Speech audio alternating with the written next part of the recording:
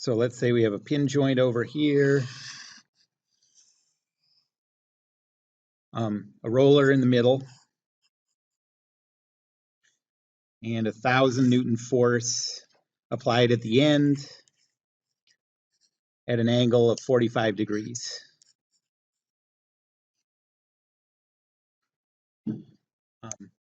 And let's say that this distance is 0.1 meters and this distance is 0.1.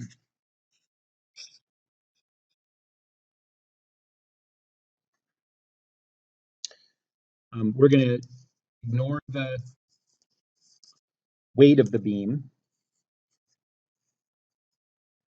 We'll be able to deal with that later.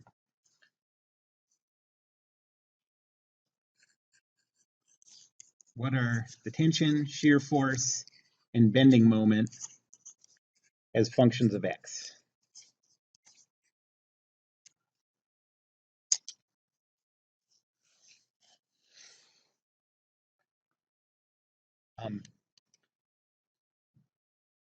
Well, the first thing you should notice is that in the example we did last time, and in this sort of simple example I drew up here, all the external loads are given, okay? And to calculate the internal loads, we need to know those external loads.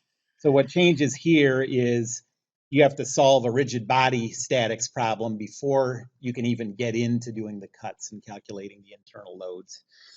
So we're going to start with a free body diagram of the whole thing to calculate those external loads.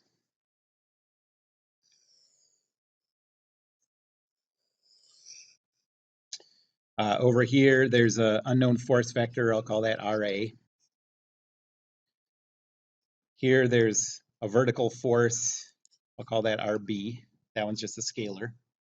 And then over here, we have this force vector of 1,000 newtons. To use cosine and sine with that angle would be negative 45 degrees. So I'm going to just write that as its components right now. 1,000 times cosine and sine of negative 45 is 707.1, negative 707.1.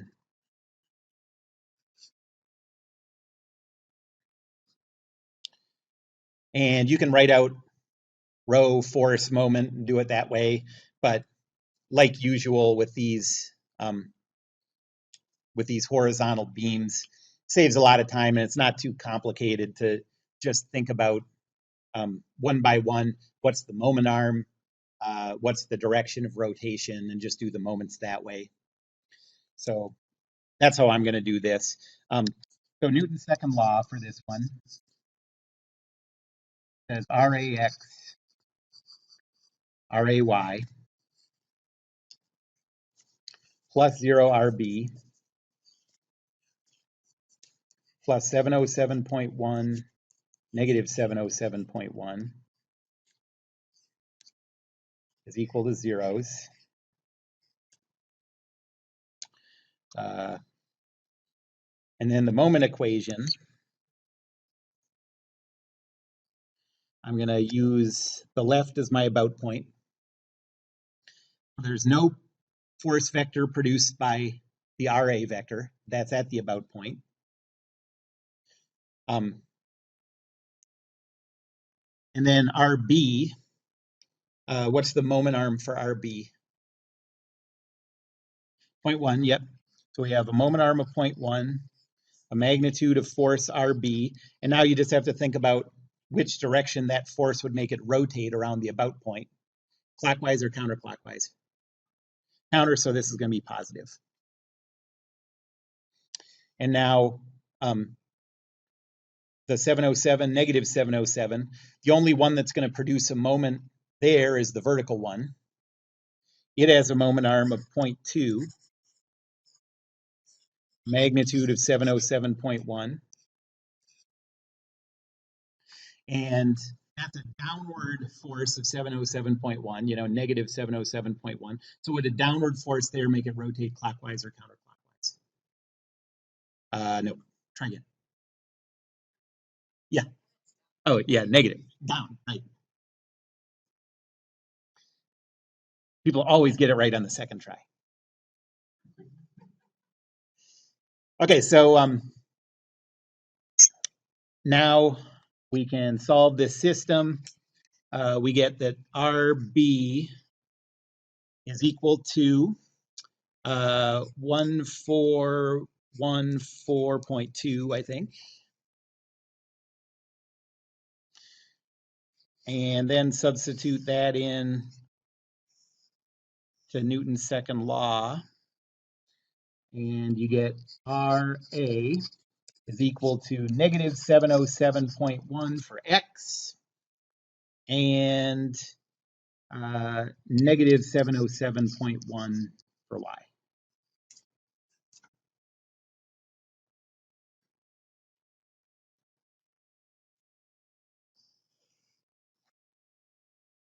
Any questions about that?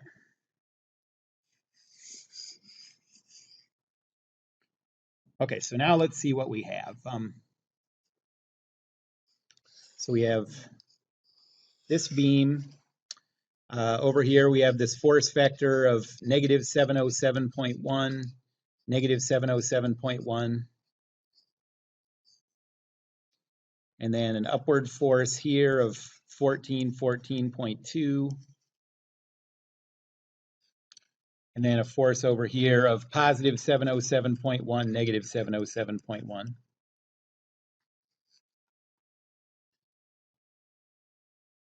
And now we have to think about where these points are, these key points where the piece that we isolate changes qualitatively. And it's going to happen in this case at the endpoints and the point loads.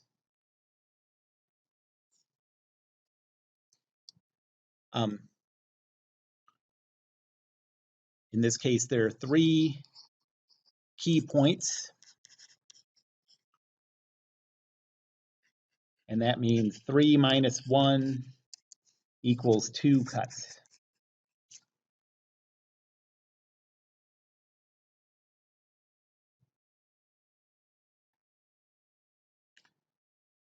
Okay, so now our first cut represents X values between 0 and 0.1.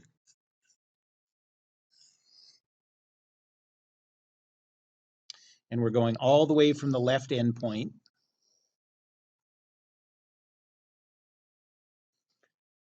We're still not including all this. So we're still not getting to that upward force there. We're still not getting to this force over here. The only things included in our cut are the negative 707.1, negative 707.1 at the endpoint.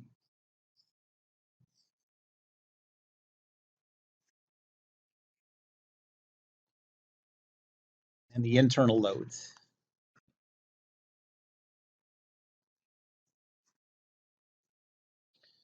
And the internal loads are tension, shear force, and bending moment.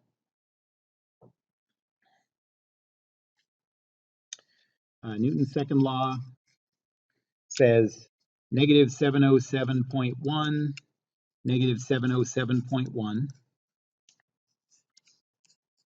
plus T0 plus 0 negative V is equal to zeros. So T over for every one of these possibilities for this whole range of cuts, no matter where you are, the tension is just equal to positive 707.1. And no matter where you are, the shear force is equal to negative 707.1.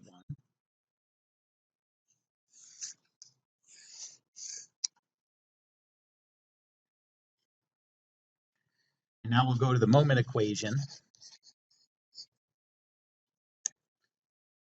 I'm always going to use the left end as the about point. So there's no moment produced by the reactions at the end. There is a moment produced by that couple M, so I'm just going to add that in there. And then what's the moment arm of that force V?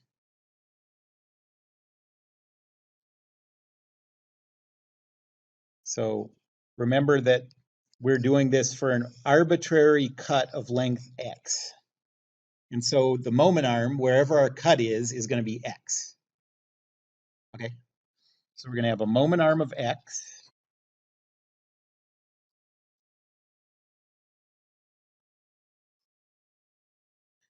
times the force magnitude of V. And now that downward force V, would that make it rotate clockwise or counterclockwise around the out point? Clockwise, so this is negative, and that's equal to 0. So that says that M is equal to Vx. And since we already know what V is, we can substitute it in, and we get that M is equal to negative 707.1 times X. And notice that these are all functions of X, even though the first two are constant functions. That tells us wherever our X value is, and this is only valid for X values. So this is valid on the interval X between 0 and 0.1. But wherever you want to know what the internal loads are, plug the X value you want, as long as it's in that range, into the functions. You'll get the tension is the same no matter where, shear force is the same no matter where, bending moment varies depending on where you are.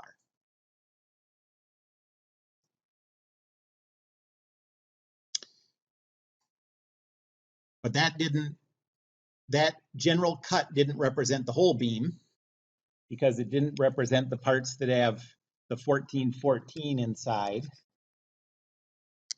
acting on the isolated body. So now we have to do the second cut.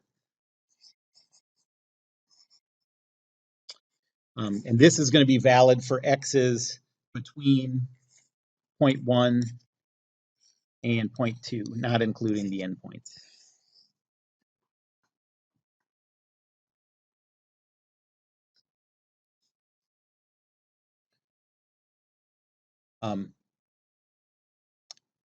Now remember, that's not saying that we're going to cut out a piece that is entirely contained in this range. That would make a lot of extra work because we have internal loads on both ends of the beam.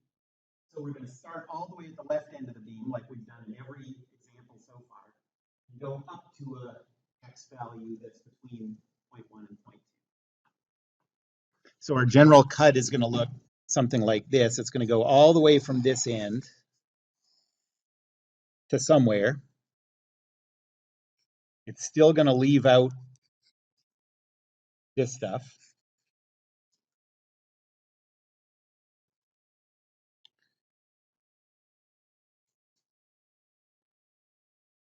But over here, it's going to have a force of negative 707.1, negative 707.1. It also, no matter where the right end is, it's going to include this upward force of 1414.2. So that has to be in there. And then we have to include the internal loads, T, V, and M. Okay, let's think about some of the distances.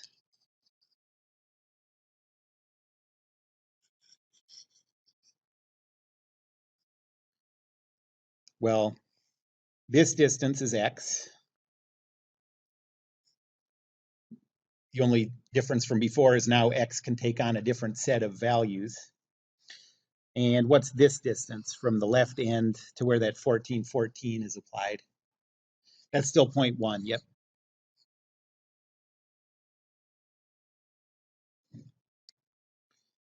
So now Newton's second law, as negative 707.1, negative 707.1, plus 0, positive 1414.2, plus T0 plus 0, negative V. I'm just going to start combining those into a single one since one's an X component and one's a Y component. Just add them together. And that's equal to 0, 0. So T as a function of X is equal to positive 707.1. V as a function of X is now equal to positive 707.1.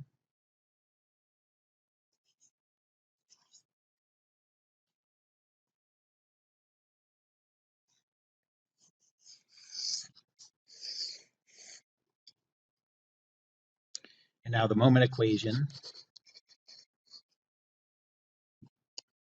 about point is always going to be at the left. You get the same answers if you put it somewhere else, but I'm a big fan of just doing it the same way every way, and you just sort of get used to the things that are going to turn up. So, all right, so first we have a moment arm of 0.1 and a force of 1414.2. And would that upward force make it rotate clockwise or counterclockwise? Counter, so that's positive. And then we have the couple M, doesn't depend on a about point. And then we have the moment arm of X times V. And would that downward force V make it rotate clockwise or counterclockwise? Clockwise, so that's negative. And so M is equal to V times X minus 141.42. And now plug in what we know about V for the V in this equation, and you get that the bending moment as a function of X is equal to positive 707.1 X minus 141.42.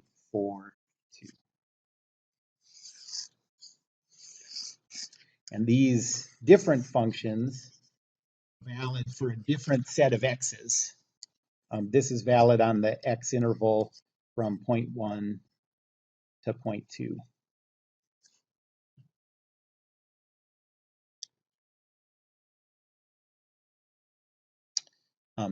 I think a lot of times it's helpful to graph this out to visualize it. So let's think about all of these values. So first, here's the tension as a function of X. There's 0.1, there's 0.2. Here's the shear force as a function of X. 0.1, 0.2. And here's the bending moment.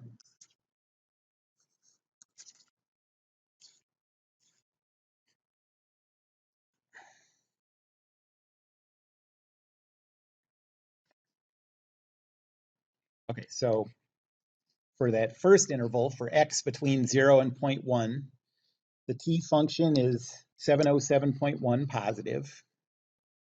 So that looks like this.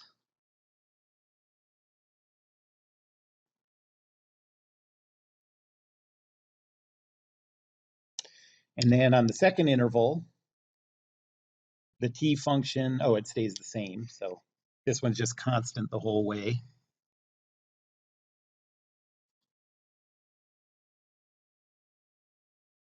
Now the shear force on the first interval, the shear force is negative 707.1, constant.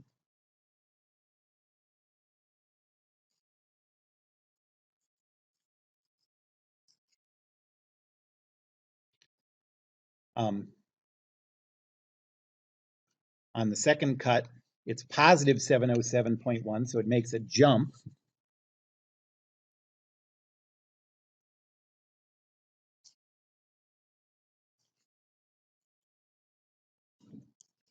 And people usually represent that with a line in between them. And a mathematician would say, look at those equations and say, like, this thing is insane. Why do you put a vertical line there? It's not a function, whatever. I mean, that actually really represents something physical because point loads never happen exactly at a point. They're spread out over a little bit of a distance.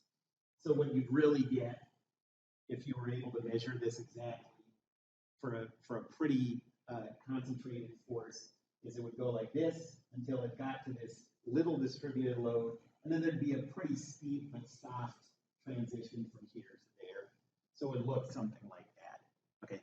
Mathematically, it doesn't make sense, but it sort of illustrates physically what would really happen. And now the bending moment. This one we have to think a little more. I'm not a big fan of like spending a lot of time thinking about stuff in today's modern age and whatnot. Just go to Desmos or whatever if you want to see what it looks like. But so what does this look like? Well, it's a linear function when x is equal to 0. So this is on the first cut. When x is equal to 0, m is equal to 0. And when x is equal to 0.1, it's negative 70.71. So it starts out here and goes here.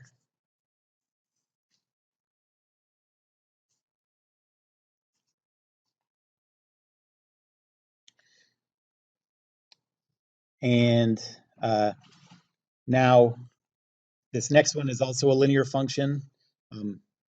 Plug in x equals 0.1, you get the same point we ended the last one at. Plug in x equals 0.2 and you get 0. So it's going to do this.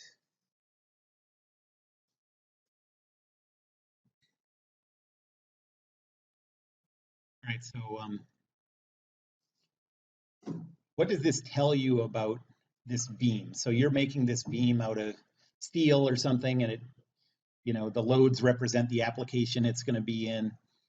Does this tell you anything useful about where you're concerned about this thing breaking? It actually does. If you look at it doesn't always tell a clear story, but sometimes, and this is an example, this tells us exactly where we're worried about this beam, where we want to make sure that this beam is strong. The tension is going to be the same all the way along. The magnitude of the shear force is going to be the same all the way along, except inside this little load, right? Where the magnitude is going to be smaller. So we can't really differentiate too much between any points here based on shear force. But the bending moment tells us that the bending moment magnitude is going to grow as you get closer to that point force. And so that says that we would want to do a stress analysis of the beam right as you approach that midpoint coming from the left and the right. Okay? Maybe not at that midpoint exactly, but as you get closer to it, we're going to have more potential problems. And that's the idea of internal loads. Well, the other idea of internal loads is that stress analysis I'm talking about uses these internal loads. So it's sort of the first step in calculating the stresses. Any questions about that example?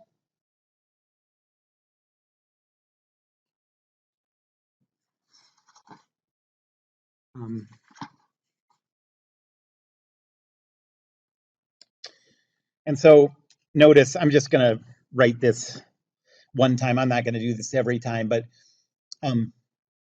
what we're calculating always is piecewise functions. So what we have is a piecewise function for the internal tension that's equal to 707.1 the whole way, newtons.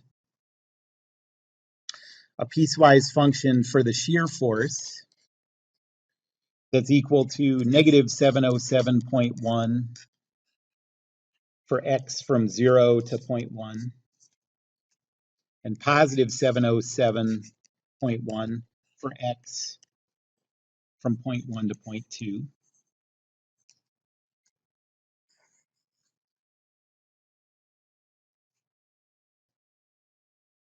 And then the bending moment is a piecewise function that was negative 707.1 x for x between 0 and 0.1. And it was positive 707.1 x minus 141.42 for x values between 0.1 and 0.2.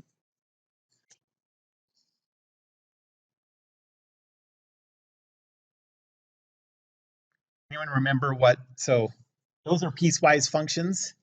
Anyone remember what each line of a piecewise function is called? Subfunction. Not really important. But I'm going to sometimes talk about like, okay, this subfunction or whatever. That's what I'm talking about. The subfunctions are the functional representations on a specific cut. Okay, well, these examples haven't been too messy, but things are going to get a lot messier, mainly when we get into distributed loads.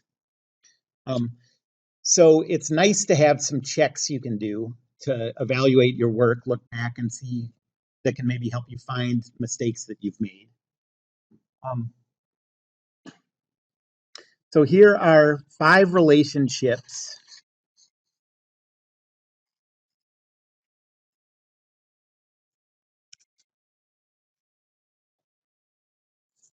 that must be true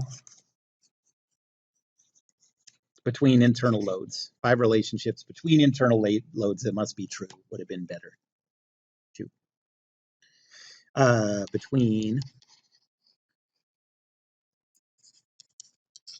internal loads. And the main use for this is troubleshooting, sanity check.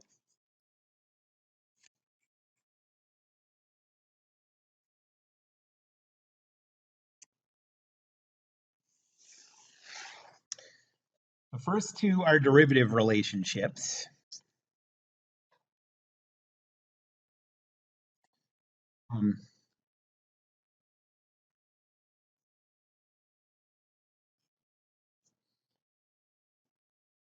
Number 1 says dm dx has to be equal to v at every point.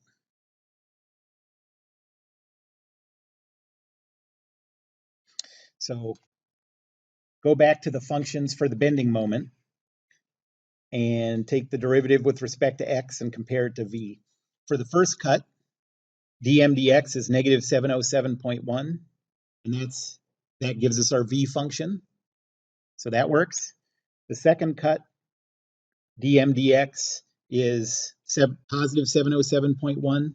That equals our v function, so that one works.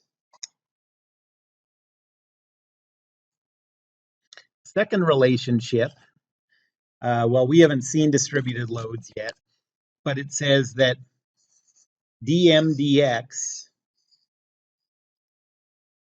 is equal to negative q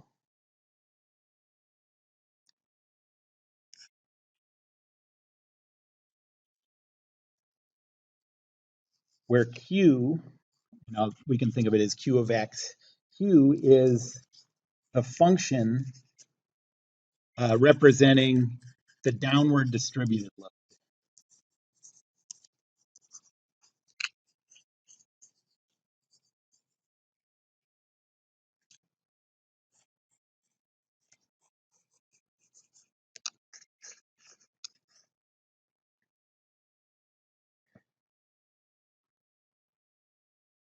Nope. Typo. That's not dm dx. That should be dv dx.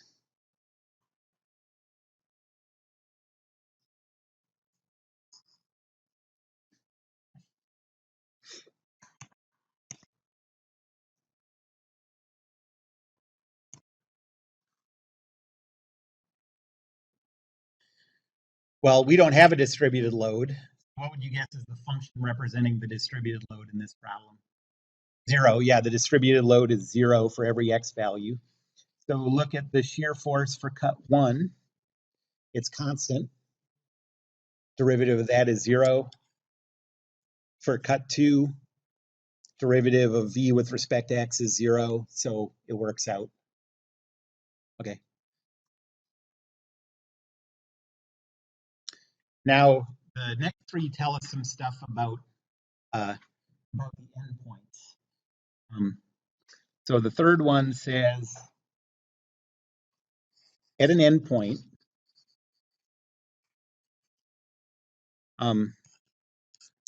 t is equal to 0 if and only if there's no horizontal point force at that endpoint.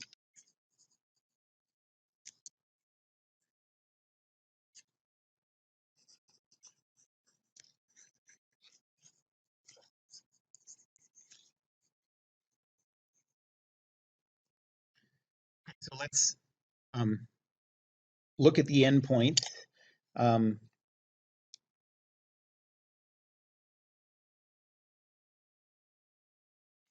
We can see that at both endpoints, there are horizontal loads. There are loads with x components. And so we should not have a 0 tension at either one of those endpoints. And our tension was positive 707 the whole way, so that one works.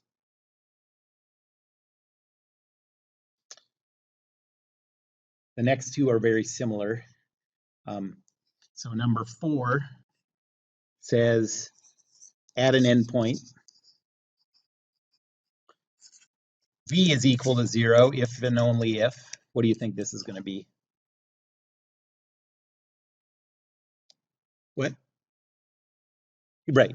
So v is going to be equal to 0 at an endpoint if and only if there's no vertical point force at that endpoint.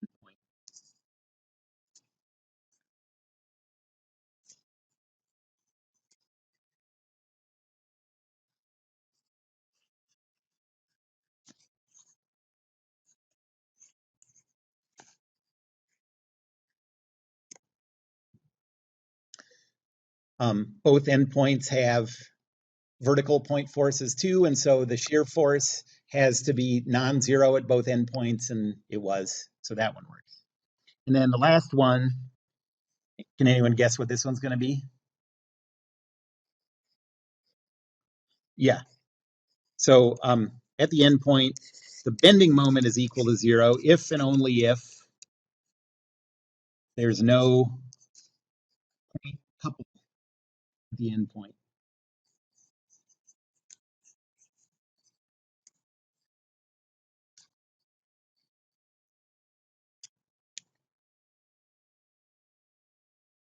Okay, so if you go back to the original free body diagram, are there point couples at either one of those 2 endpoints? No, that would show up in a 2D problem like this as a circular arrow, you know. And so that says that the bending moment needs to be 0 at x equals 0 and at x equals 0.2 at both of those 2 endpoints. And looking at that function, you can see it is. Okay.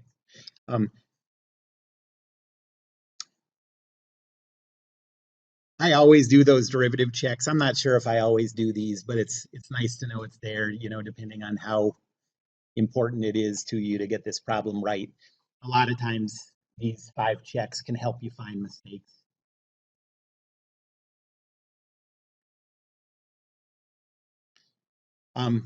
Also, notice that, you know, the way we do this problem for any cut is we use Newton's second law to find T and V. And then we go through a whole new process, rotational Newton's second law, to calculate the bending moment. And as the problems get more complicated, that rotational Newton's second law gets to be more and more of a pain.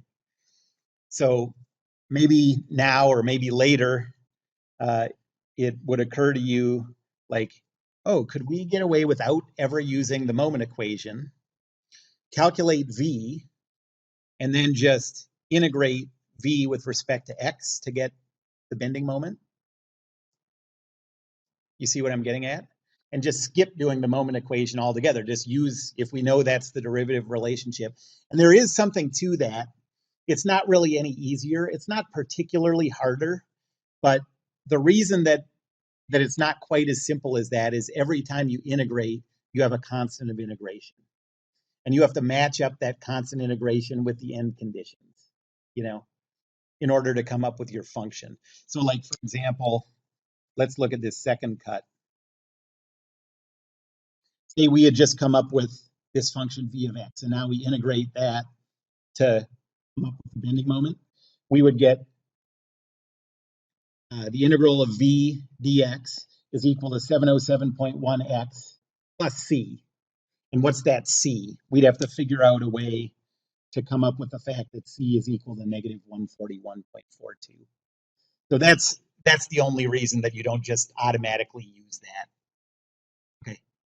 We could come up with some rules and whatever, but it's really no better than the rules we already have for using the moment